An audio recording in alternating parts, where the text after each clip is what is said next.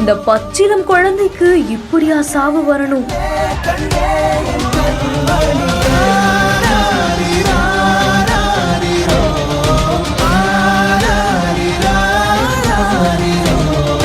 ஆட்டோவில் சிக்கி பரிதாபமாக பறிபோன உயிர்.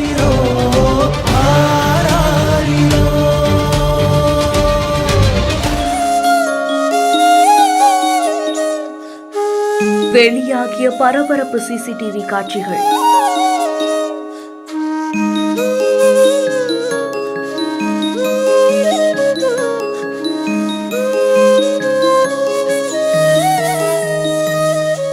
ராமநாதபுரம் சின்னக்கடை பகுதியை சேர்ந்தவர் தான் ஜாகிர் ஹுசேன். இவரு ஒரு ஹோட்டல் வச்சு நடத்திட்டு வரதாகவும் சொல்லப்படுது. இவருக்கு 3 குழந்தைகள் இருக்குதாமா.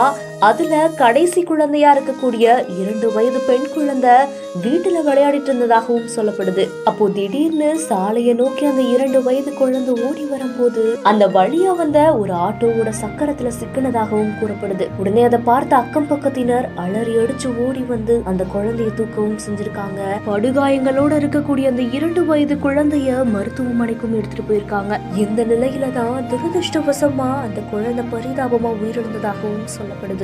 இந்த விபத்து குறித்தான சிசிடிவி காட்சிகள் தான் இப்ப வெளியாகி பெரும் சோகத்தையே ஏற்படுத்தி இருக்கு. ராமநாதபுரத்துல 2 வயது பெண் குழந்தை ஆட்டோவில் சிக்கி உயிரிழந்த சம்பவம் சின்னக்கடை மற்றும் மருத்துவமனை பகுதியில பெரும் சோகத்தையே ஏற்படுத்தி இருக்கு.